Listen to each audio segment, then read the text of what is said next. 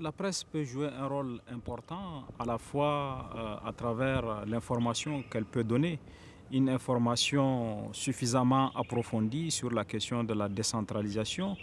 Quand je dis une information approfondie, c'est une information documentée pour permettre aux citoyens de mieux comprendre ces enjeux qui sont dans certains cas des enjeux nouveaux liés à la décentralisation.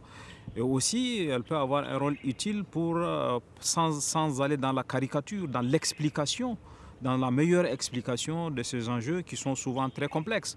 Je ne suis pas sûr qu'aujourd'hui, le citoyen ordinaire sait distinguer la décentralisation de la déconcentration. Donc il y a toutes ces questions qui, de mon point de vue, ne sont pas des questions à la portée de tous et la presse peut jouer un rôle important dans l'amélioration de la connaissance que les citoyens ont de cette question, de ces problématiques liées à la décentralisation. Elle peut aussi jouer un rôle important en tant que lieu de débat.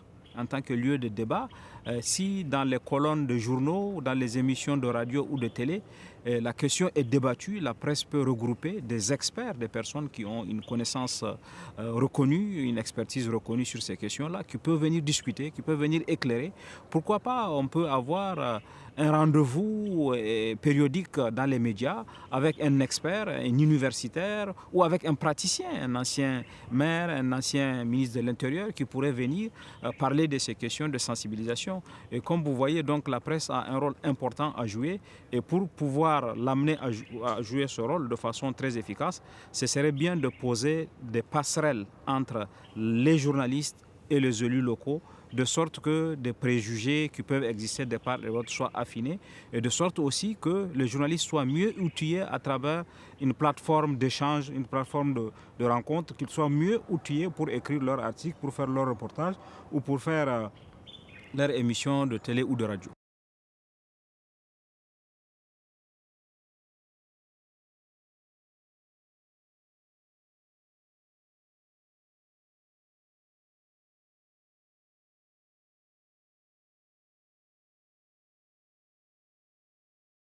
Si on a toujours considéré que la sécurité est une affaire régalienne qui relève du niveau central, qui relève de l'autorité des ministres régaliens.